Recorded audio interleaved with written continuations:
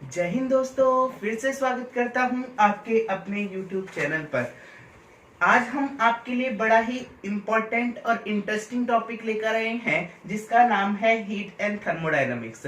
ये थर्मोडायनामिक्स ये एक ब्रांच है हमारी फिजिक्स की। तो आपके एग्जाम पॉइंट ऑफ व्यू से बड़ा ही इम्पोर्टेंट सेशन होने वाला है, तो आप इसे मिस मत करिएगा। तो स्टार्ट करते हैं हम heat and thermodynamics. Heat and thermodynamics को हम हिंदी में बोलते हैं ऊष्मा और ऊष्मागतिकी। ऊष्मा सबसे पहले समझते हैं ऊष्मा होती क्या है। Heat is a form of energy that is used to produce desired work and due to temperature difference हमारे पास क्या होता है, हीट का फ्लो अकर होता है। अगर हम बात करते हैं हीट की यूनिट जो होती है हमारे पास दो होती हैं। कौन कौन सी? एक होती है जूल, एसआई यूनिट। अगर हम स्टैंडर्ड यूनिट की बात करते हैं तो स्टैंडर्ड यूनिट आपकी क्या होती है, कैलोरी। आपको पता है कितनी 1 कैलोरी इक्वल टू कितना होता है भाई आपका 1.48 जूल। ठीक है, या हम 1 जूल बात करते हैं तो ये किसके बराबर होता है, 0.24 कैलोरी के। ठीक है, आइए एक एग्जांपल के माध्यम से समझते हैं। मैंने क्या करा, मेरे पास एक ब्लॉक है जिसका मास है m। मैं इसको क्या कर रहा हूं, हीट दे रहा हूं। जब मैं इसको हीट प्रोवाइड करूंगा तो आपको पता है, आपको अगर ज्यादा मास होगा तो आपको ज्यादा हीट प्रोवाइड करनी पड़ेगी। मैं कह सकता हूं यहां से कि हमारे पास हीट जो है वो मास के क्या, अगर आपका मास ज्यादा होगा तो हीट ज्यादा प्रोवाइड करनी पड़ेगी। तो मैं कह सकता हूं यहां से एक बार कि हीट जो है वो मास की डायरेक्टली प्रोपोर्शनल है। ठीक है, अगर मैं बात करता हूं, मैंने इसका इनिशियल टेम्परेचर मान लिया 25 डिग्री सेल्सियस। ठीक है, आप इसको टेम्परेचर ले जाना चाह रहे हो 35 डिग्री सेल्सियस के आसपास। मतलब जब आप इसको 25 से 35 पर ले जा रहे हो, मतलब 10 का टेम्परेचर डिफरेंस है। अगर आप इसको अंदर ज्यादा टेम्परेचर डिफरेंस क्रिएट करना चाहते हो तो आपको ज्यादा हीट प्रोवाइड करनी पड़ेगी। तो मैं कह सकता हूं जो हीट जो सप्लाई होगी वो आपके टेम्परेचर डिफरेंस की डायरेक्टली प्रोपोर्शनल होगी। इन दोनों कंबाइंड इक्वेशन से क्या लिख सकता हूं भाई, इन दोनों कंबाइंड इक्वेशन से मैं क्या लिख सकता हूं, मैं लिख सकता हूं यहां से Q बराबर M। प्रोपोर्शनलिटी हटाऊंगा, या प्रोपोर्शनलिटी पहले ही लिख लेते हैं, M डेल्टा T। ठीक है, प्रोपोर्शनलिटी हटाऊंगा तो एक कांस्टेंट ऐड करूंगा। यहां पर मैंने लिखा है M C delta T। C यहां पर क्या है, C आपका है स्पेसिफिक हीट। C क्या है यहां पर आपकी, स्पेसिफिक हीट।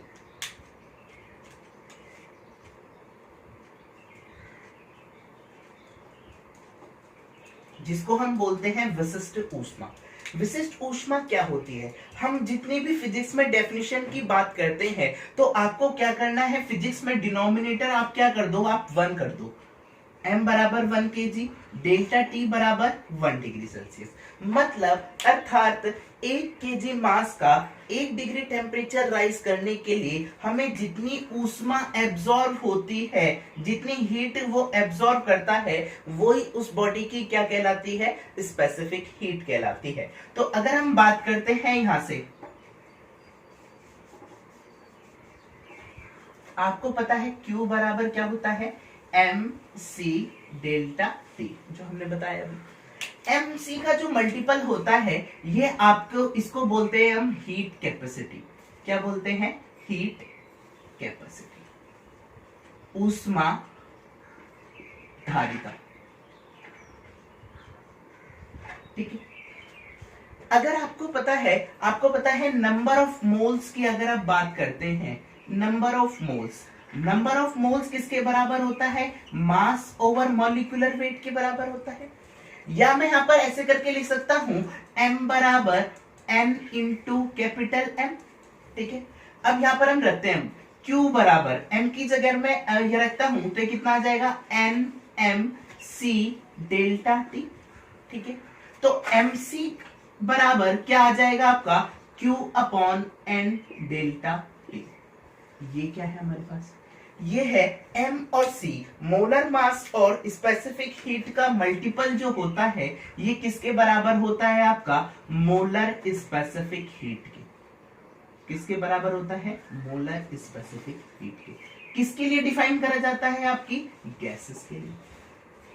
मतलब आप क्या करोगे इसकी डेफिनेशन के लिए? मोलर स्पेसिफिक हीट की n बराबर 1 कर दो, डेल्टा टी बराबर कितना कर दो आप? 1 डिग्री सेल्सियस। तो 1 मोल 1 डिग्री टेम्परेचर राइज करने के लिए जो ऊष्मा को एब्सॉर्ब करता है वही उसकी क्या कहलाती है? मोलर स्पेसिफिक हीट कहलाती है। आगे बात करते हैं, अगर आपको पता है दो स्पेसिफिक हीट आप जानते होंगे भाई, बहुत इंपॉर्टेंट स्पेसिफिक हीट है, कौन कौन सी? एक होता है आपका सीपी, एक होती है आपकी सीवी। सीपी को हम क्या बोलते हैं? Constant specific heat at constant pressure. CV को हम बोलते हैं स्पेसिफिक हीट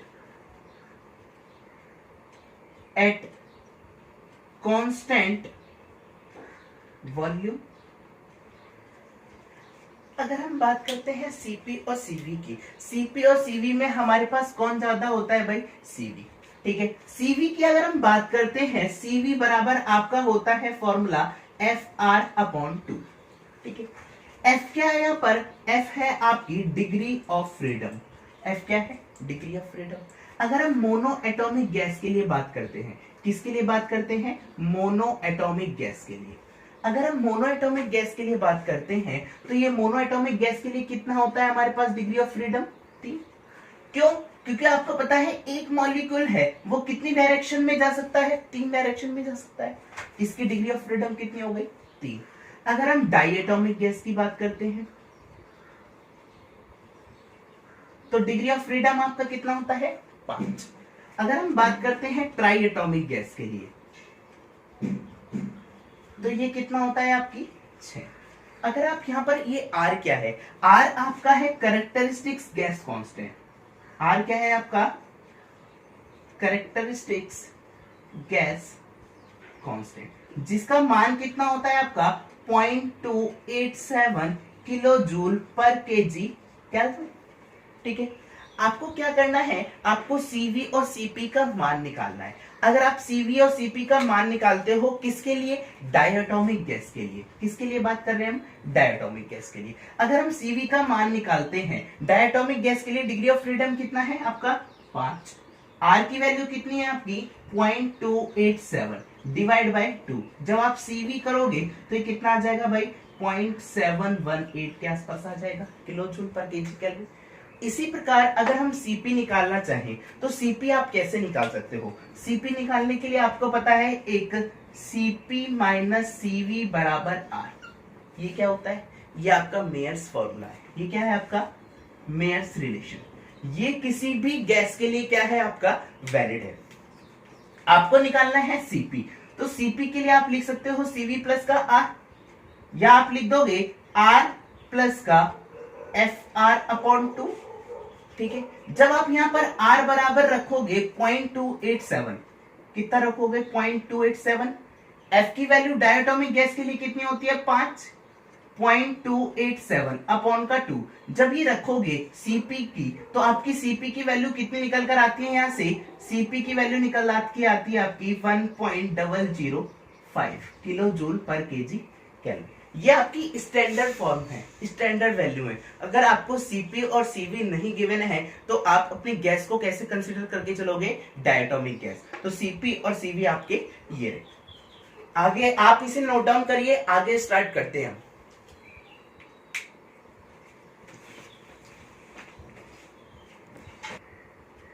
स्टार्ट करते हैं वाटर इक्विवेलेंट। वाटर इक्विवेलेंट अर्थात जल तुल्यांक। जल तुल्यांक होता क्या है? It is equal to the mass of the water required to absorb the same amount of heat as the body goes to same temperature rise for same heat। आइए समझते हैं इसे है क्या। मैं क्या कर रहा हूं, मेरे पास एक मास है, एक बॉडी है जिसका मास हमें गिवन है स्मॉल m, इसकी स्पेसिफिक हीट हमें गिवन है C। ठीक है, मुझे क्या करना है? इसको, इस बॉडी को क्या करना है? रिप्लेस करना है किससे? वाटर से। इसको कितने के वाटर इक्विवेलेंट के बराबर बनाना है, यही क्या हो जाएगी हमारे पास वाटर इक्विवेलेंट। मैंने कहा कि ये कितने इक्विवेलेंट है वाटर के, m मास के। तो आपको पता है ये क्या कह रहा है, ये कह रहा है कि आपको क्या कर रहा है, सेम हीट क्या करनी पड़ रही है इसको, जब मैं प्रोवाइड करा रहा हूं, जब मैं इन दोनों को सेम हीट प्रोवाइड कराऊंगा तो सेम टेम्परेचर हमारे पास राइज हो, तो उसी को हम क्या कहेंगे, वाटर इक्विवेलेंट के बराबर है। अगर आप वाटर इक्विवेलेंट की बात करते हैं तो आपने क्यू इसमें कितनी प्रोवाइड कराई, आपको पता है क्यू बराबर क्या होता है, एम सी डेल्टा टी। ठीक है, यहां पर अगर हम बात करते हैं एम, आपको पता है स्पेसिफिक हीट ऑफ वाटर कितना ले सकता हूं यहां से, सी डब्ल्यू। ठीक है, ये कितना हो जाएगा, सेम टेम्परेचर राइज के लिए मैं डेल्टा टी ले सकता हूं। डेल्टा टी से आपकी डेल्टा टी कट गया, तो यहां से मास ऑफ वाटर किसके बराबर हो गया, mass of body, mass of specific heat of the body upon specific heat of water. ठीक है, तो इनका जो रेशियो है यही क्या है मेरे पास, वाटर इक्विवेलेंट के बराबर है, जिसे हम किससे शो करते हैं, W से। आपको पता है वाटर इक्विवेलेंट, अगर हम स्पेसिफिक हीट ऑफ वाटर की बात करते हैं वो कितनी होती है आपकी, 1 कैलोरी। ठीक है, 1 कैलोरी पर ग्राम डिग्री सेल्सियस। ठीक है, अगर हम बात करते हैं तो ये किसके बराबर आ जाएगा, M इंटू सी के। ठीक है, आगे बात करते हैं, मैंने क्या करा, मैं कर रहा हूं आपको, जैसे एक बॉडी है या आइस का क्यूब है, एक हमारे पास क्या है, आइस का क्यूब, यह है आपका -4 डिग्री सेल्सियस पर, कितने पर है, -4 पर। आप क्या कर रहे हो, इसे -4 से 0 डिग्री सेल्सियस आइस पर ला रहे हो।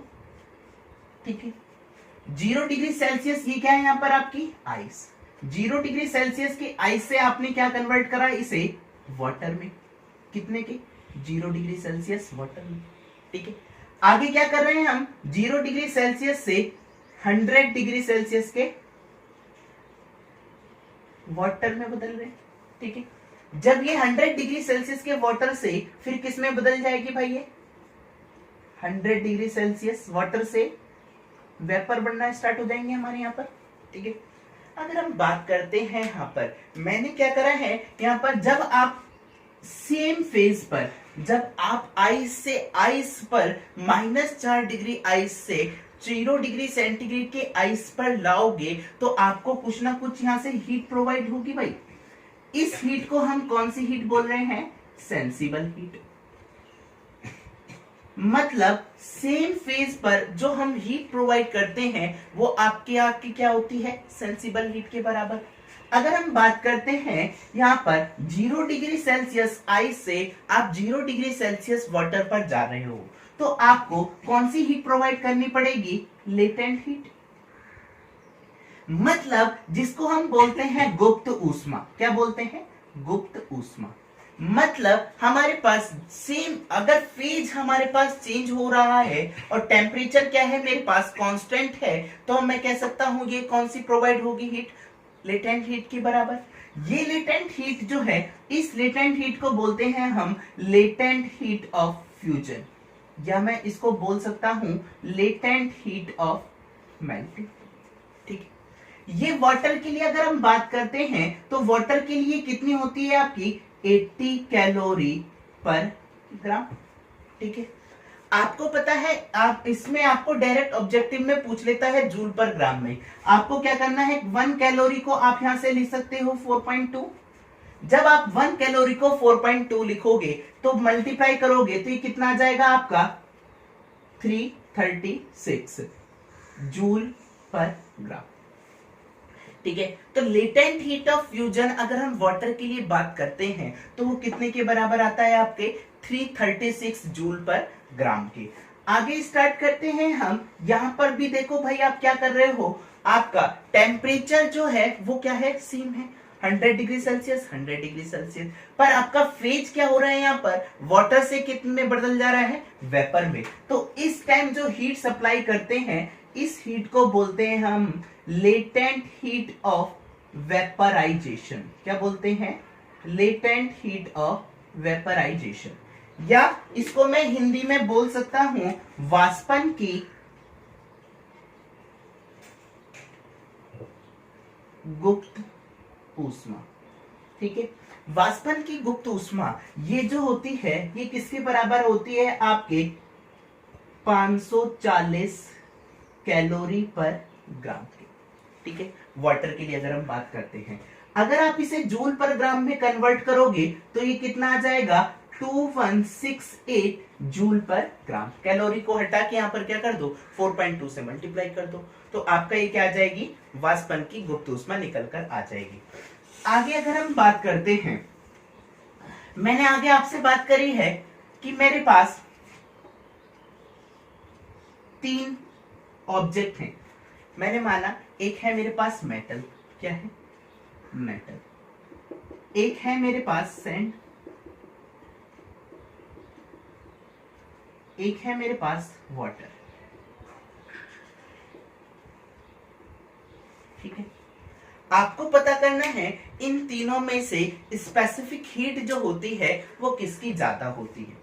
मैं इनको same amount of heat supply कर रहा हूं, क्या कर रहा हूं, same amount of heat supply कर रहा हूं। Same amount of heat supply करने के लिए अगर मैं इसका 1 डिग्री सेल्सियस राइज करता हूं 1 केजी मास का, तो ये किसके बराबर हो जाएगी, स्पेसिफिक हीट के। आप क्या करोगे, अगर आप इन्हें same amount of heat supply करोगे तो सबसे ज्यादा कौन गर्म हो जाएगा इसमें, सेम टाइम के लिए। मैं किसकी बात कर रहा हूं, सेम टाइम के लिए। आपको पता है जब मेटल के ऑब्जेक्ट को देखोगे आप, एक स्टैंडर्ड टाइम के बाद या एक फिक्स टाइम के बाद क्या होगा, मेटल की जो ऑब्जेक्ट है वो ज्यादा गर्म दिखाई पड़ेगा। सैंड, ये क्या है हमारे पास, सैंड। सैंड की अगर हम बात करते हैं तो सैंड जो होगा आपकी वाटर से तो ज्यादा गर्म पर होगा, पर आपकी मेटल से क्या होगा, कम ठंडा होगा, कम गर्म होगा। अगर हम बात करते हैं वाटर के रेस्पेक्ट में, ठीक है, अगर वाटर की बात करते हैं तो वाटर क्या है हमारे पास, कम गर्म होगा, क्योंकि उसकी स्पेसिफिक हीट क्या होती है, ज्यादा होती है। अगर हम इसकी स्पेसिफिक हीट की बात करते हैं तो इसकी स्पेसिफिक हीट कितनी होती है, 4.18 जूल या 4.2। ठीक है, सैंड की अगर हम बात करते हैं, सैंड की स्पेसिफिक हीट होती है 0.8 केजी पर केल्विन। ठीक है, ये कितना हो जाएगा, ये होती है आपकी स्टैंडर्ड है आपकी केजी पर केल्विन। मतलब मैं यहां से कह सकता हूं कि आपकी स्पेसिफिक हीट जो होती है वाटर की, इन सब में क्या होती है, सबसे ज्यादा होती है। ठीक है, अगर हम गैसेस की बात करेंगे, गैसेस में आपके मॉलिक्यूल्स क्या है, बहुत ज्यादा दूर दूर है, तो गैसेस की वाटर से भी ज्यादा हो जाएगी। यहां पर क्या है, आपके मॉलिक्यूल्स क्या है, पास पास में। अगर आपके मॉलिक्यूल पास है तो ये जल्दी हीट अप हो जाएंगे। इसकी बात करेंगे तो यहाँ पर मॉलिक्यूल्स क्या है आपके, थोड़े से दूर हैं, किसके रेस्पेक्ट में, मेटल के रेस्पेक्ट में। तो हमारे पास स्पेसिफिक हीट जो है वो किसकी ज्यादा होगी भाई, वाटर की। एक बार ऑब्जेक्टिव में पूछा गया था मेटल, सैंड और वाटर, एक और दिया होता नन ऑफ दी जैसे करके। ठीक है, तो पूछा गया था कि आपसे इन चारों में से किसकी स्पेसिफिक हीट क्या होती है, ज्यादा होती है। तो हमारे पास वाटर की स्पेसिफिक हीट क्या होती है, इन तीनों में सबसे ज्यादा होती है। तो आप लोग इतना नोट डाउन करिए।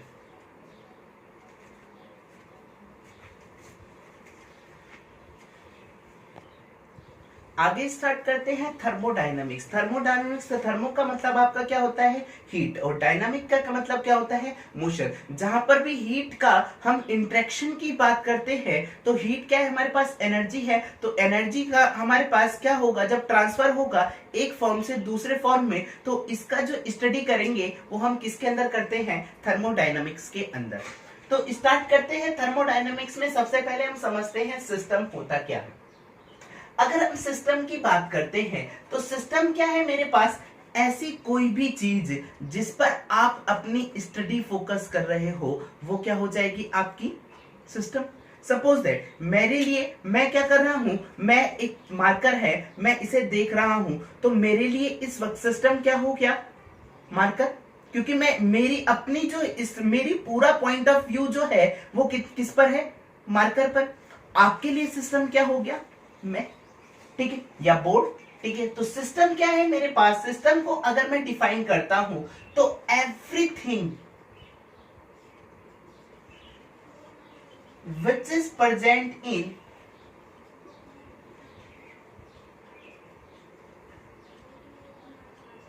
वर्ल्ड, पूरे संसार में ऐसी कोई भी चीज जो आपकी प्रेजेंट है, where our study is focused, वो क्या कहलाती है हमारे पास? सिस्टम कहलाता है। ठीक है, आगे बात करते हैं हम सराउंडिंग की, अर्थात वातावरण की। एक्सेप्ट देन सिस्टम जो है वो आपका क्या कहलाएगा? आपका सराउंडिंग। क्या कहलाएगा? सराउंडिंग। जब आप सिस्टम और सराउंडिंग को आपस में मिला देते हो तो इससे हमारे पास क्या बनता है? यूनिवर्स। क्या बनता है? यूनिवर्स। ठीक है, आगे बात करते हैं हम, कुछ प्रॉपर्टीज की बात कर लेते हैं। किसकी बात करते हैं? कुछ प्रॉपर्टी। हम थर्मोडायनामिक्स के अंदर कौन कौन सी प्रॉपर्टी यूज करते हैं वो बता रहे हैं।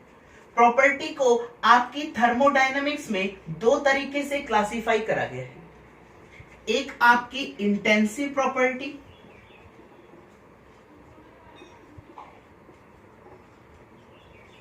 एक आपकी होती है एक्सटेंसिव प्रॉपर्टी।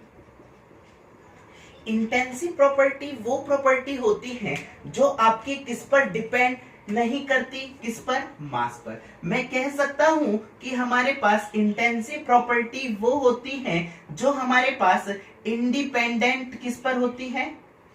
मास पर। मास पर क्या हो? इंडिपेंडेंट हो तो हमारे पास क्या कहलाती है? Intensive property. जैसे आपका क्या हो गया? प्रेशर। प्रेशर क्या है? आपकी एक इंटेंसिव प्रॉपर्टी है। ठीक है, अगर हम बात करते हैं विस्कोसिटी एंड एक्सटेंसिव प्रॉपर्टी की, एक्सटेंसिव प्रॉपर्टी में आपका यहां पर आप टेम्परेचर भी ले सकते हो। ठीक है, एक्सटेंसिव प्रॉपर्टी की अगर हम बात करते हैं जो डिपेंड करती है किस पर? मास पर, वो क्या होती है? आपकी एक्सटेंसिव प्रॉपर्टी। जैसे अगर मैं बात करता हूं वॉल्यूम, वॉल्यूम क्या करता है? आपका मास पर डिपेंड करता है, तो ये आपकी क्या है? Extensive property. अगर हम बात करते हैं डेंसिटी की, डेंसिटी आपकी क्या होती है? मास ओवर वॉल्यूम। ठीक है, मास क्या है? अपने आप में एक एक्सटेंसिव प्रॉपर्टी है। वॉल्यूम भी क्या है? आपकी एक्सटेंसिव प्रॉपर्टी है। या मैं कह सकता हूं ratio of two extensive property, ये किसके बराबर आता है? आपकी एक इंटेंसिव प्रॉपर्टी के बराबर आता है। ठीक है, आगे अगर हम स्टार्ट करते हैं तो आपने ये दो प्रॉपर्टी की बात करी, इंटेंसिव प्रॉपर्टी और एक्सटेंसिव प्रॉपर्टी की। एक्सटेंसिव प्रॉपर्टी क्या होती है? अगर मैं आपसे और थोड़े से और बात कर लूं, जैसे मैंने कहा कि मेरे पास इतना मास है, अगर आप इसको ब्रेक करोगे, ठीक है, जब आप ब्रेक करोगे तो इतना मास अलग हो जाएगा आपका, इतना मास का क्या हो जाएगा? अलग हो जाएगा। तो मैं ये कह सकता हूं एक्सटेंसिव प्रॉपर्टी क्या होती है आपकी? इसमें क्या होता है? It is the sum of individual part. मतलब आप दोनों को मिला दोगे तो हमारे पास क्या बन जाएगी? एक पूरी प्रॉपर्टी बन जाएगी, जिसे हम क्या बोलते हैं? Extensive property. ठीक है, आगे बात करते हैं हम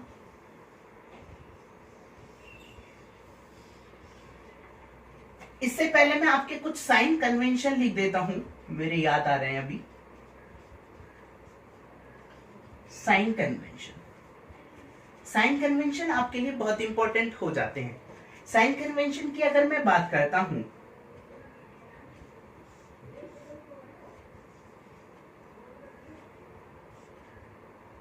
मैंने क्या बनाया है? एक ये पिस्टन सिलेंडर अरेंजमेंट बनाया है। ठीक है, जब आप इसमें फ्यूल ऐड करोगे अर्थात हीट ऐड करोगे तो वो कैसी ली जा सकती है? आपकी पॉजिटिव। ठीक है, जब ये आप हीट इसके अंदर ऐड करोगे तो ये क्या करेगा? एक्सपेंशन होगा। एक्सपेंशन के ड्यूरेशन हमें क्या मिलता है? वर्क। तो वर्क जो है वो हमारे पास कैसा कंसीडर करा जाएगा? पॉजिटिव। अगर हमारे पास वर्क ऑन द सिस्टम हो रहा है, कैसा? वर्क ऑन द सिस्टम, तो इसको हम कैसा सिस्टम लेंगे भाई? कैसा कंसीडर करेंगे? नेगेटिव। अगर आपकी हीट क्या हो रही है? सिस्टम से लिबरेट हो रही है, मतलब निकल रही है, तो आप क्या कंसीडर करोगे? इसे नेगेटिव साइड। ठीक है, तो हमारे पास ये चार जो है ये स्टैंडर्ड रिजल्ट है। ठीक है, आगे स्टार्ट करते हैं हम। आप लोग इतना नोट डाउन करिए।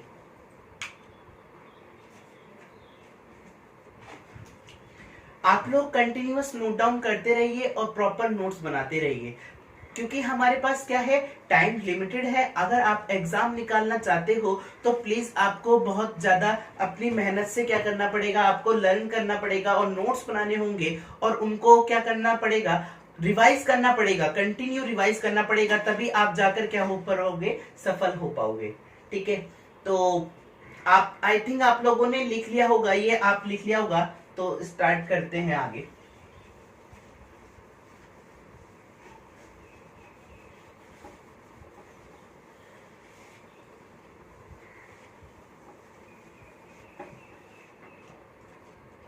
आगे स्टार्ट करते हैं हम सिस्टम अर्थात निकाय।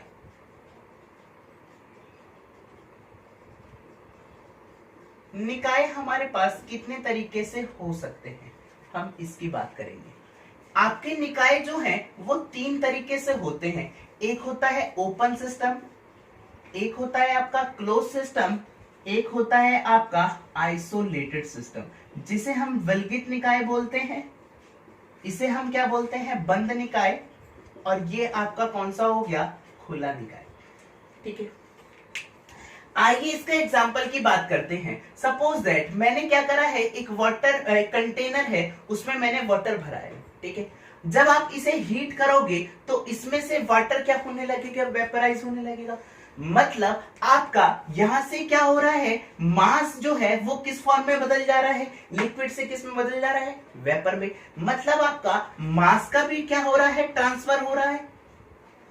और आपकी एनर्जी भी, जब आपके वाटर पार्टिकल्स जो होंगे वो वेपर में कन्वर्ट होके जाएंगे तो कुछ एनर्जी लेकर जाएंगे भाई। तो हमारे पास इसमें मास का भी ट्रांसफर होता है और एनर्जी का भी ट्रांसफर होता है, तो वो हमारे पास क्या कहलाता है, ओपन सिस्टम कहलाता है। जैसे आप कंटेनर में क्या कर लो, वाटर भर लो। ठीक है, हीटेड वाटर। आगे बात करते हैं हम क्लोज सिस्टम की। क्लोज सिस्टम के लिए इसमें क्या होता है, आपका मास का ट्रांसफर नहीं होता है और ओनली एनर्जी का ट्रांसफर होता है। तो इस प्रकार के सिस्टम को हम कैसा बोलते हैं, close system. Previous year question ये पूछा गया था कि आपका प्रेशर कुकर जो होता है, प्रेशर कुकर की अगर हम बात करते हैं, प्रेशर कुकर क्या होता है आपका, एग्जांपल है किसका, क्लोज सिस्टम का। आइसोलेटेड सिस्टम की अगर हम बात करते हैं, आइसोलेटेड सिस्टम वो सिस्टम होता है जिसमें आपका ना तो मास ट्रांसफर हो और ना ही आपकी एनर्जी का ट्रांसफर होता है। तो उस सिस्टम को हम क्या कहते हैं, आइसोलेटेड सिस्टम। ये आपका सिस्टम आपका प्रैक्टिकली एग्जिस्ट नहीं करता, प्रैक्टिकल एग्जिस्ट नहीं करता। अगर हम बात करेंगे तो मैं आइसोलेटेड सिस्टम की बात कर रहा हूं। मैंने क्या करा है, मेरे पास एक बोतल है, ये क्या है, हमारे पास थर्मोफ्लास्क है। अगर आप इसको हीट करके वाटर इसके अंदर भर दो, आप इसमें 2-3 दिन बाद अगर आप आओगे, क्या आपको सेम टेम्परेचर पर वही जो आपने जिस टेम्परेचर पर आपने फिल करा था, क्या आपको वही टेम्परेचर मिलेगा, नहीं मिलेगा। आपको क्या होगा, कुछ ना कुछ टेम्परेचर क्या होगा आपका, डाउन जरूर होगा। मतलब आपकी कुछ ना कुछ एनर्जी का क्या होगा, कुछ ना कुछ ट्रांसफर जरूर होगा। तो मैं कह सकता हूं कि ऐसा प्रैक्टिकल एग्जिस्ट करता ही नहीं है आइसोलेटेड सिस्टम। तो अगर हम एक मान भी लेते हैं, हमने थर्मोफ्लास्क को आपके किसके अंदर कैटेगराइज करा है, आइसोलेटेड सिस्टम के अंदर। आगे स्टार्ट करते हैं हम जीरोथ लॉ ऑफ थर्मोडायनामिक्स। आगे स्टार्ट करते हैं हम zeroth law of thermodynamics.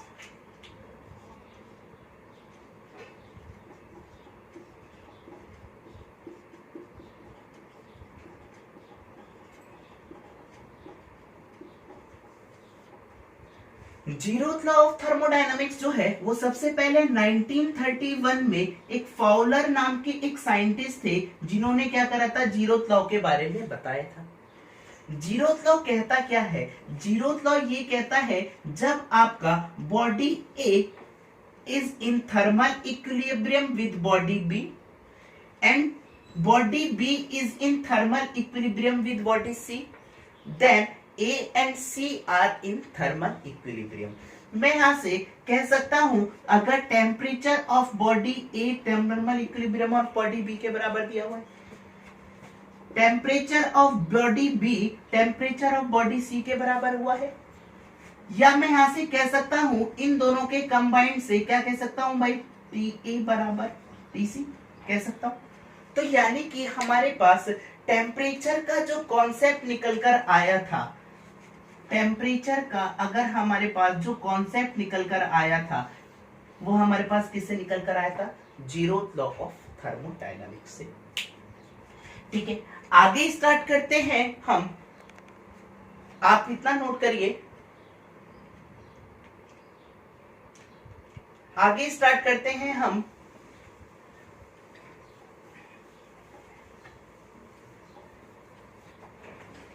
First law of thermodynamics.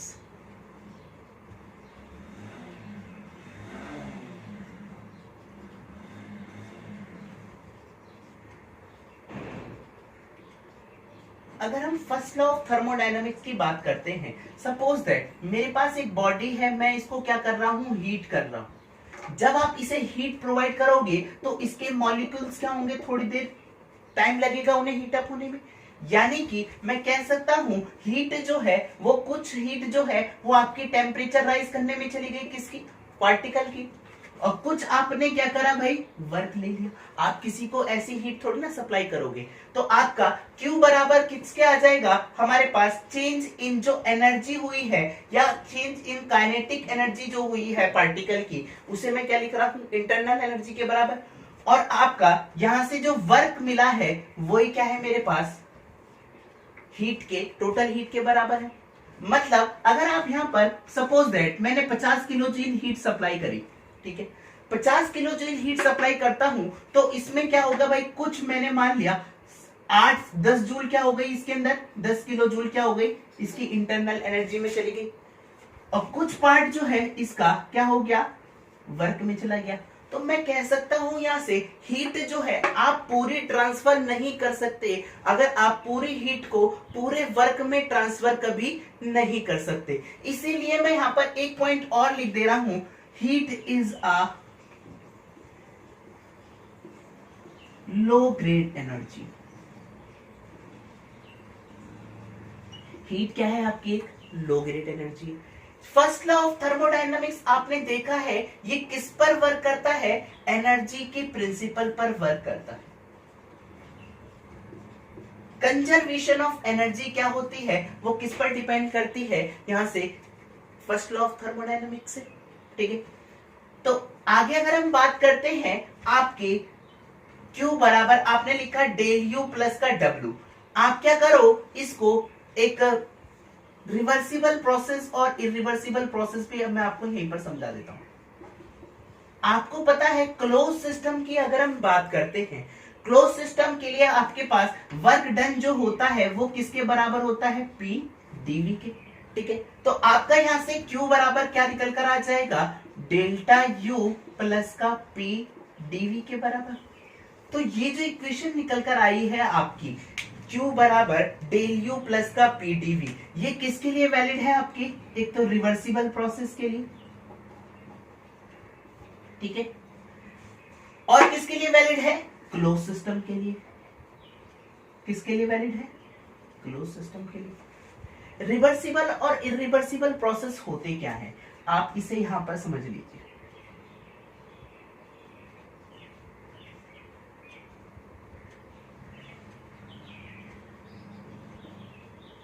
Reversible process वो प्रोसेस होता है जिसके अंदर हमारे पास कोई भी लॉस नहीं होता, तो ऐसा प्रोसेस क्या होता है हमारे पास, रिवर्सिबल प्रोसेस। अब प्रोसेस क्या है हमारे पास भाई, प्रोसेस क्या है, प्रोसेस को समझाने के लिए हमें क्या करने हैं, 2 पॉइंट लेने हैं। मैंने कोई एक मान लो पीवी डायग्राम ड्रॉ कर दिया, मैंने 1 और 2 पॉइंट ले लिए इसमें।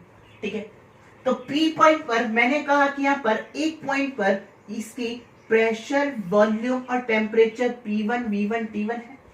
ठीक है, यहां पर आपका क्या है, P2, V2, T2। ठीक है, तो आपकी ये यहां पर क्या डिफाइन कर रहा है, एक स्टेट को डिफाइन कर रहा है। किसको डिफाइन कर रहा है? स्टेट को। तो चेंज ऑफ स्टेट जो है वो आपकी क्या कहलाती है? प्रोसेस। तो प्रोसेस ये है, अगर इस प्रोसेस के अंदर हमारे पास लॉस 0 है तो ये कैसा प्रोसेस हो जाएगा हमारे पास? Reversible process. वहीं अगर हम बात करते हैं इरिवर्सिबल प्रोसेस की, तो आपके हम यहां पर लॉस क्या होते हैं हमारे पास? प्रेजेंट होते हैं। तो हमारे पास ऐसा प्रोसेस हमारे पास क्या कहलाएगा? Irreversible process. ठीक है। अगर हम बात करते हैं, यहां पर हमने लिखा था भाई क्लोज सिस्टम के लिए। किसके लिए लिखा था? क्लोज सिस्टम के। क्लोज सिस्टम मैंने आपको बताया है हमारे पास कौन सा हो गया भाई? प्रेशर कुकर क्या है आपका? क्लोज सिस्टम है। मतलब इसमें हमारे पास मास का ट्रांसफर ना हो। ठीक है। आगे बात करते हैं, अगर हम ओपन सिस्टम की अगर हम बात करते हैं, यही चीज अगर यही इक्वेशन अगर हम ओपन सिस्टम के लिए लिखते हैं, ओपन सिस्टम के लिए हमारे पास क्या होता है? Q बराबर डेल यू माइनस का P V dP। ये किसके लिए होता है? आपकी ओपन सिस्टम के लिए। अब हम आप देख रहे हो यहां पर, अगर आप चेंज इन वॉल्यूम ले रहे हो तो ये किस में आ रहा है? क्लोज सिस्टम में। अगर हम चेंज इन प्रेशर ले रहे हैं तो ये किस में आ रहा है? ओपन सिस्टम में। आगे बात करते हैं डिटेल में, आप इतना नोट डाउन करिए जब तक।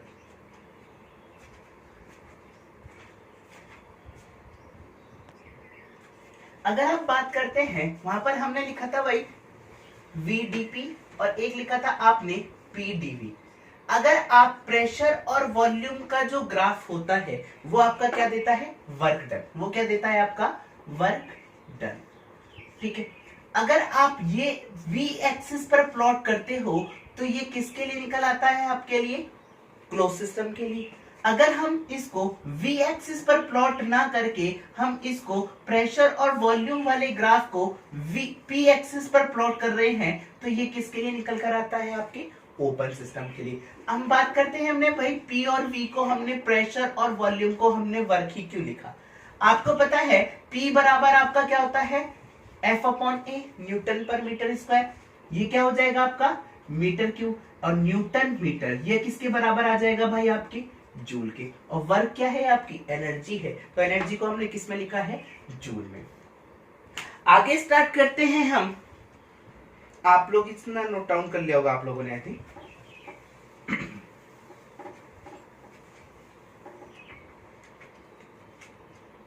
हमने किस किस की बात करी अभी तक? जीरोथ लॉ ऑफ थर्मोडायनामिक्स की। एक किसकी बात करी हमने? First law of thermodynamics. आगे स्टार्ट करते हैं हम सेकंड लॉ ऑफ थर्मोडायनामिक्स।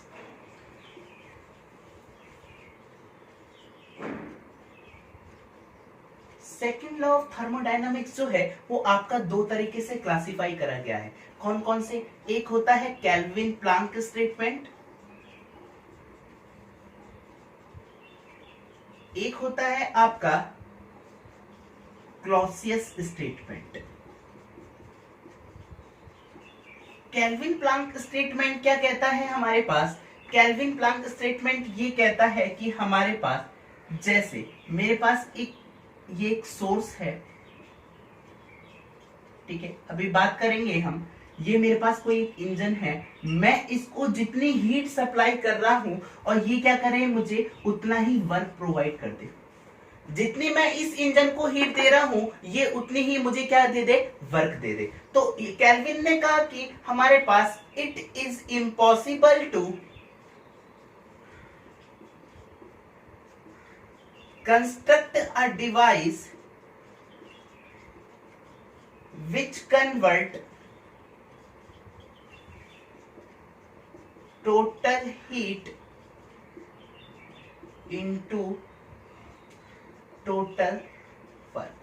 मतलब आप जिस इंजन को इतनी हीट सप्लाई एक रिजर्वायर से आप क्या करोगे? आप जितनी हीट इंजन को सप्लाई कर रहे हो उतना ही आपको क्या मिल जाए? वर्क मिल जाए। तो ऐसा क्या है भाई? इम्पॉसिबल है। इसको हम बोलते हैं PMM2, परपेचुअल मोशन मशीन बोलते हैं। मतलब एक ये हमारे पास एक इमेजिनरी है, हाइपोथेटिकल है। तो इस प्रकार को हम क्या बोलते हैं? हम perpetual motion machine of second kind.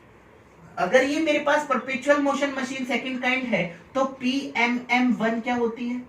PMM1 वो होती है जब आप हीट इंजन को या इंजन को कुछ भी सप्लाई हीट नहीं कर रहे हो और वो मुझे कंटिन्यूअस वर्क दे रहा है, तो ऐसा सिस्टम मेरे पास क्या हो जाएगा, perpetual motion machine of first kind. आगे स्टार्ट करते हैं हम क्लॉसियस स्टेटमेंट की। क्लॉसियस ने क्या कहा, क्लॉसियस क्या कहता है, क्लॉसियस ये कहता है कि हमारे पास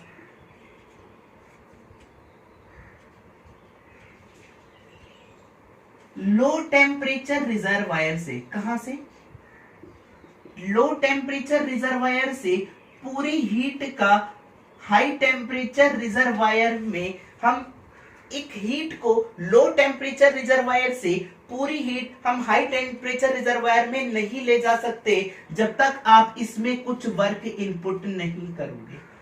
ठीक है, तो क्लॉसियस स्टेटमेंट क्या कहता है, इट इज इम्पॉसिबल टू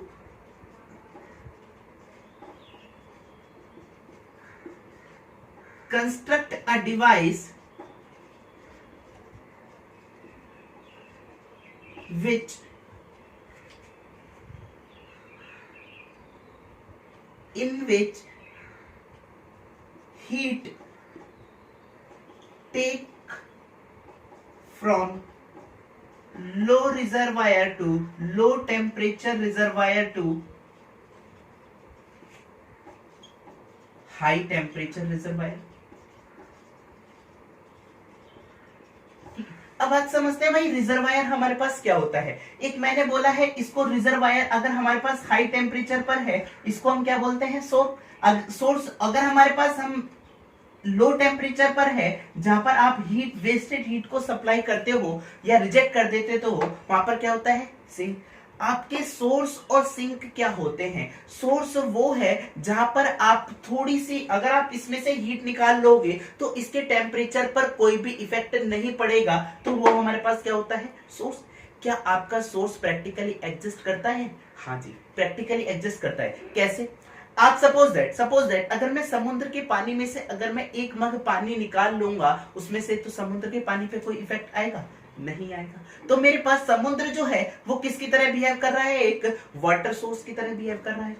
ठीक है, आगे अगर हम बात करते हैं तो सेकंड लॉ ऑफ थर्मोडायनामिक्स जो है इसने हमें किस चीज की ओरिजिन दी, ओरिजिन करा था इसने हमारे पास एंट्रोपी का। किसका करा था, एंट्रोपी का। जीरोथ लॉ ऑफ थर्मोडायनामिक्स से हमारे पास किसका आया था, टेम्परेचर का। अगर हम बात करते हैं फर्स्ट लॉ ऑफ थर्मोडायनामिक्स से, इससे हमारे पास क्या निकल कर आई थी, एंथैल्पी या एनर्जी का। तो enthalpy first law of thermodynamics और सेकंड लॉ ऑफ थर्मोडायनामिक्स को कंबाइंड जो रिजल्ट दिया हुआ था, कंबाइंड जो ग्राफ में ड्रॉ करा था उसको हमने ड्रॉ करा था, उस डायग्राम को हम बोलते हैं मॉलियर डायग्राम। क्या बोलते हैं, मॉलियर डायग्राम। आगे स्टार्ट करते हैं हम third law of thermodynamics. Third law of thermodynamics ये कहता है at absolute zero temperature the entropy of the system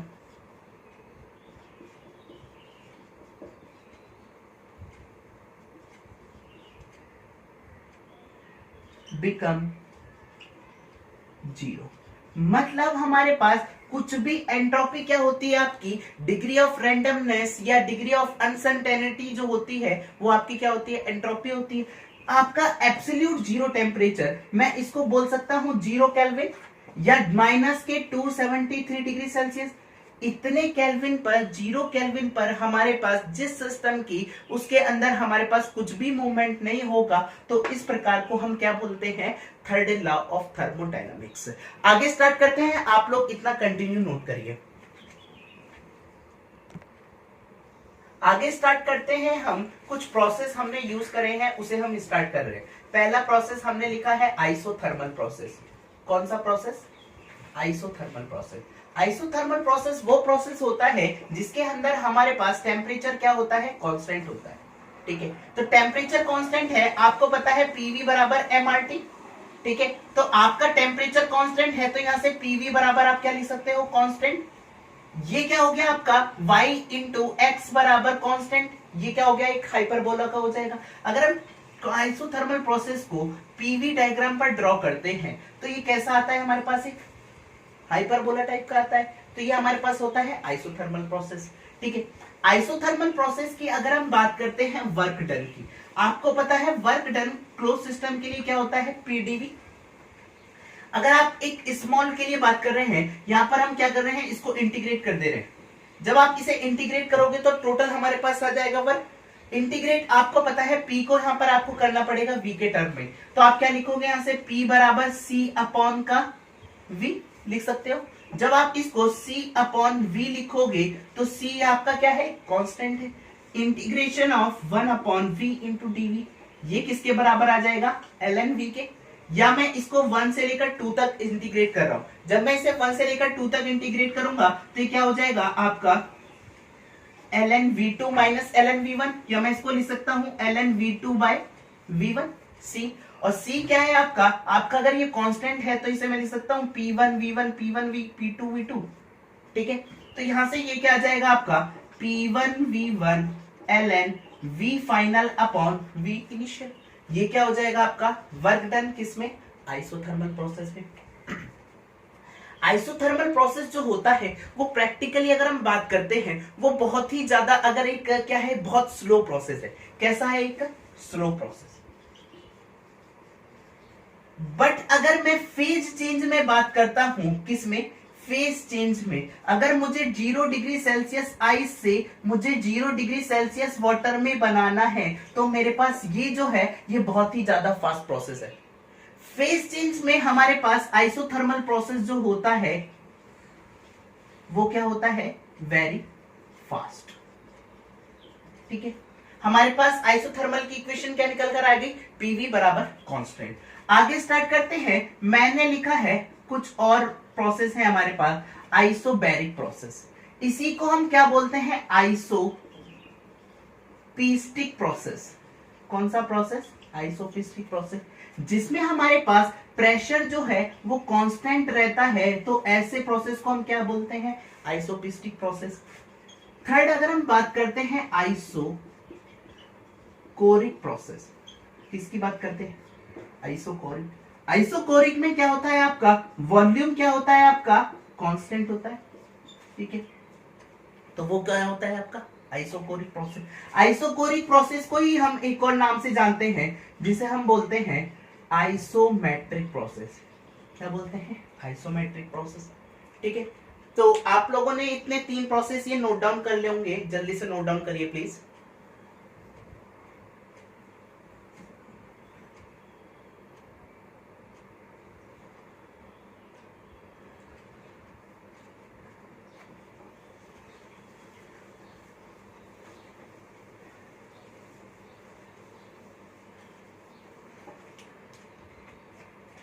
आगे स्टार्ट कर रहा हूं मैं एडियाबैटिक प्रोसेस। एडियाबैटिक प्रोसेस वो प्रोसेस होता है जिसमें हमारे पास चेंज इन हीट जो होती है वो क्या होती है, 0। मतलब आपके सिस्टम से ना तो हीट जा रही है बाहर ना आ रही है, तो हमारे पास चेंज इन हीट क्या होगी, हमारे पास 0 होगी। तो उसको हम क्या बोलेंगे, एडियाबैटिक प्रोसेस। ठीक है, एडियाबैटिक प्रोसेस का हमारे पास इक्वेशन क्या होती है, पीवी की पावर गामा बराबर कांस्टेंट, ये होती है। अगर मैं इसको एडियाबैटिक प्रोसेस की बात करता हूं प्रैक्टिकल, ये कैसा प्रोसेस है भाई, एडियाबैटिक प्रोसेस कैसा है, वेरी फास्ट। अगर आप सपोज दैट आप इस पिस्टन को बहुत तेजी से आप जब इसके ऊपर ले जाओगे तभी तो हीट का इंटरेक्शन नहीं होगा भाई सराउंडिंग के साथ। अगर आप इंसुलेशन प्रोवाइड कर दोगे, इंसुलेशन के साथ आप इसे स्लो ले जा सकते हो। अगर आप विदाउट इंसुलेशन की बात करते हो तो एडियाबैटिक प्रोसेस क्या होता है, हमारे पास वेरी फास्ट प्रोसेस होता है। अगर हम बात करते हैं वर्क की, वर्क इसमें निकल कर आता है आपका P1 V1 minus P2 V2 upon gamma minus 1। ये क्या है आपका एडियाबैटिक प्रोसेस का वर्क। अगर हम बात करते हैं एडियाबैटिक प्रोसेस और आइसोथर्मल प्रोसेस की स्लोप की बात करते हैं, भाई किसका स्लोप हमारे पास ज्यादा होता है। ठीक है, आपको पता है कि पी वी की पावर गामा बराबर क्या है आपका, कांस्टेंट। आप इसको पार्सली डिफरेंशिएट करिए। आप p एज इट इज ऐसे लिखे रहेंगे, गामा क्या हो जाएगा, आगे आ जाएगा। ये कितना हो जाएगा, v की power gamma minus 1 into dV. ये कितना हो जाएगा, प्लस v की पावर गामा dv। कांस्टेंट का डिफरेंशिएशन क्या हो जाएगा, 0। तो यहां से लिख सकता हूं p v की पावर गामा माइनस 1 v की पावर गामा इंटू dp।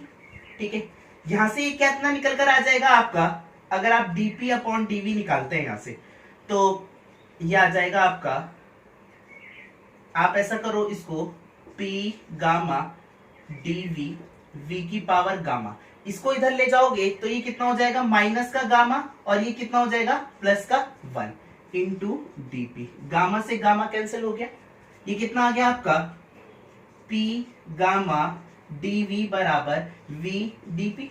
ठीक है, या मैं यहां से लिख सकता हूं dp अपॉन dv बराबर गामा टाइम्स लिख सकता हूं यहां से dp अपॉन dv के, या ऐसे करके लिख दो आप इसको।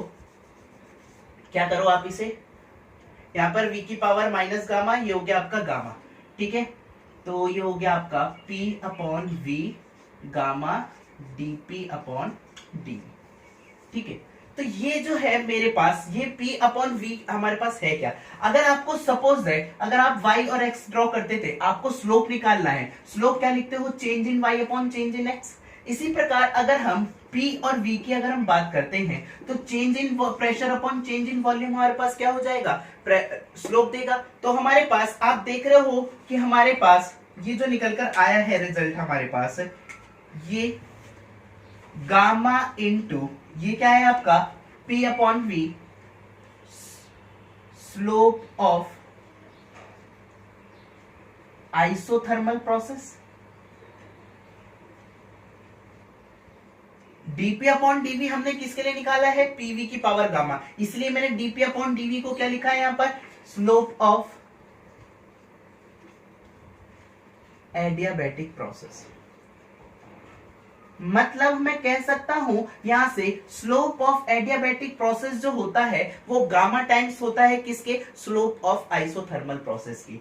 ठीक है, एक और ऑब्जेक्टिव क्वेश्चन यहां से कवर अप करता हूं। आपको पता है क्या होता है, पीवी की पावर कांस्टेंट, किसके लिए, आइसोथर्मल प्रोसेस के लिए। किसके लिए बात कर रहा हूं यहां पर, आइसोथर्मल। अगर आप इसे डिफरेंशिएट करोगे तो ये कितना आ जाएगा, p dv v dp बराबर 0। तो ये कितना आ जाएगा आपका, p dv बराबर माइनस का v dp। मतलब ये क्या था, p dv आपका ओपन सिस्टम का वर्क, क्या था आपका, ओपन सिस्टम वर्क। और ये क्या था आपका, ये क्या था भाई, सॉरी, ये क्या था आपका, क्लोज सिस्टम। ये कितना था आपका, ओपन सिस्टम का वर्क। तो यानी कि मेरे पास ऐसा कौन सा प्रोसेस होता है जिसके लिए हमारे पास क्लोज सिस्टम का वर्क जो होता है वो ओपन सिस्टम के वर्क के बराबर होता है। तो वो कौन सा प्रोसेस होता है आपका, आइसोथर्मल प्रोसेस। ठीक है,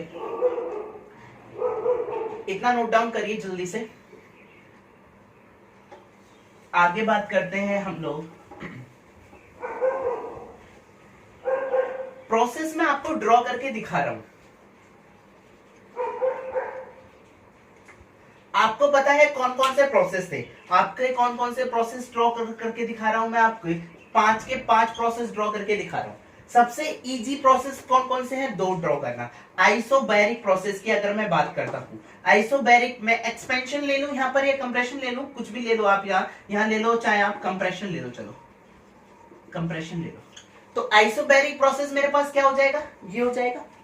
आइसोकोरिक प्रोसेस मेरे पास कौन सा हो जाएगा, ये वाला। ठीक है, अगर हम बात करते हैं, एक होता है आपका, एक प्रोसेस है आपका पॉलीट्रोपिक प्रोसेस। कौन सा, पॉलीट्रोपिक प्रोसेस। पॉलीट्रोपिक प्रोसेस क्या होता है आपका, पीवी की पावर एन बराबर कांस्टेंट। ठीक है, तो आपकी पॉलीट्रोपिक प्रोसेस जो होता है वो क्या होता है आपका, एन जो है वो लाई करता है 1 से लेकर गामा। जो आपका प्रोसेस ना तो आपका आइसोथर्मल हो ना ही एडियाबैटिक हो, ऐसा प्रोसेस को हम क्या बोलते हैं, पॉलीट्रोपिक प्रोसेस। ये प्रैक्टिकली एग्जिस्ट करता है। ठीक है, अगर हम इसकी बात करते हैं, यहां पर हमारे पास एन, मुझे क्या करना है, आपको पता है स्लोप जो है वो आइसोथर्मल का कम है, किसके रेस्पेक्ट में, एडियाबैटिक में। तो मुझे क्या करना है, ये 2 3, ये वाला जो प्रोसेस है यहाँ पर n बराबर 0 रख दोगे, आप pv की पावर गामा बराबर कांस्टेंट। जब आप n बराबर 0 रखोगे, n बराबर 0 रखोगे तो p बराबर कांस्टेंट आ जाएगा, तो आइसोबैरिक प्रोसेस। आप n बराबर 1 रख दोगे तो कितना आ जाएगा आपका आइसोथर्मल प्रोसेस। जब n बराबर आप गामा रख दोगे तो कितना निकल कर आ जाएगा आपका एडियाबेटिक प्रोसेस के लिए। जब आप n बराबर n रखोगे तो ये कितना आ जाएगा आपका पॉलीट्रोपिक प्रोसेस के लिए। तो ये सारे अगर आप n बराबर यहाँ पर इंफिनिटिव रख देते हो, जब n बराबर इंफिनिटिव रख दोगे तो आपका प्रेशर ये क्या करोगे आप इसको इंफिनिटिव क्या होता है आपका 1/0, तो ये हमारे पास वॉल्यूम क्या आ जाएगा कांस्टेंट निकल कर आ जाएगा। तो हमने ये जो प्रोसेस ड्रॉ करे हैं, ये प्रोसेस हमने ड्रॉ करे हैं किसके रेस्पेक्ट में, कंप्रेशन के। इसी प्रकार आप एक्सपेंशन के रेस्पेक्ट में भी बना सकते हैं, ठीक है। एक बार और पूछा गया था कि हमारे पास n क्या होता है, यहाँ पर n होता है आपका पॉलीट्रोपिक इंडेक्स। n क्या है यहाँ पर आपका पॉलीट्रोपिक इंडेक्स।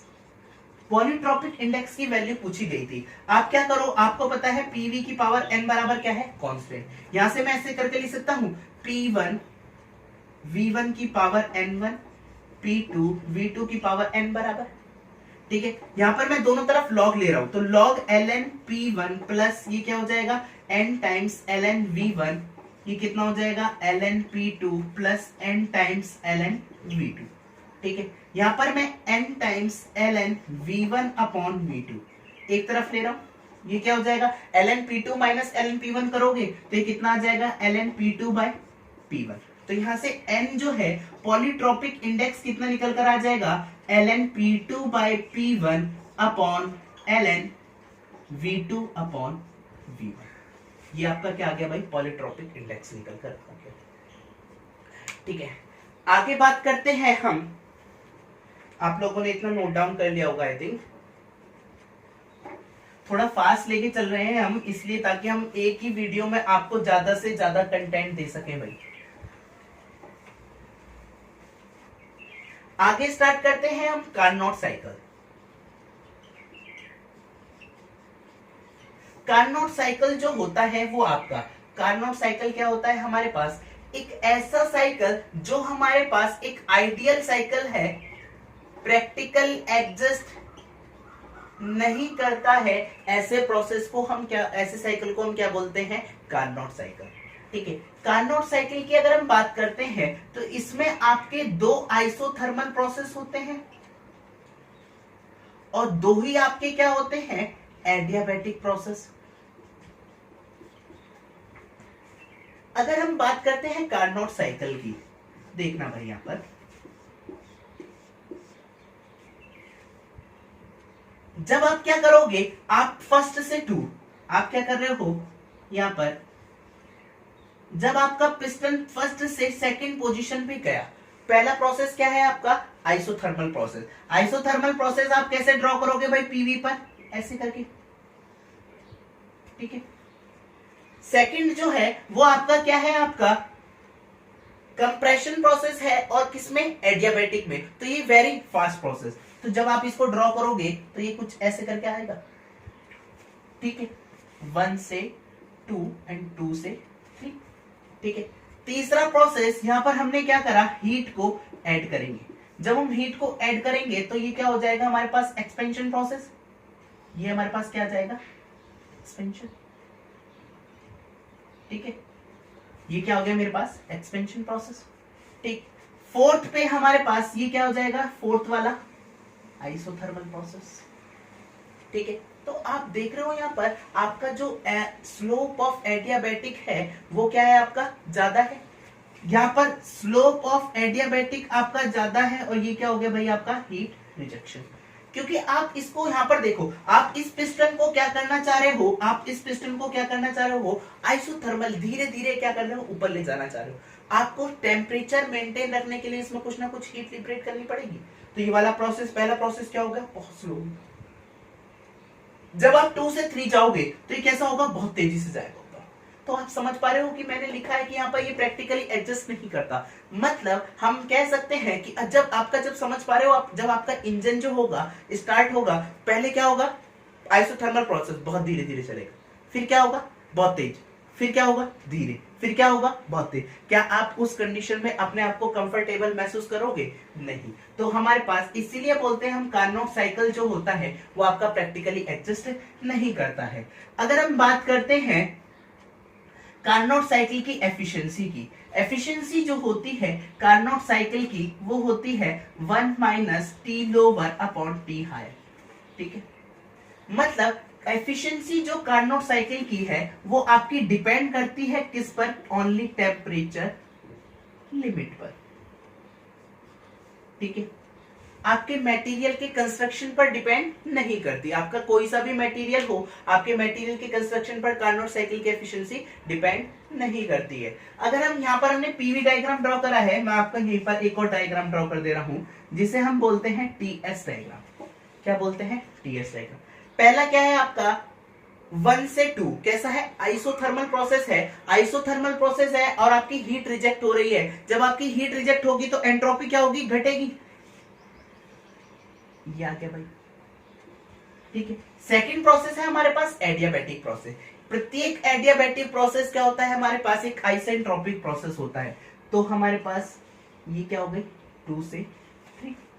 जब हम हीट ऐड करेंगे तो हमारे पास एंट्रोपी क्या हो जाएगी भाई? बढ़ जाएगी। और ये सिमिलरली आपका ये आ जाएगा। ये हो गया आपका टीएस डायग्राम। टीएस डायग्राम जो होता है ये आपका देता है हीट ट्रांसफर। क्या देता है आपका? Heat transfer. तो आप लोगों ने इतना नोट डाउन करा होगा। आगे स्टार्ट करते हैं, कुछ और टर्म्स डिफाइन कर देते हैं यहाँ पर हम।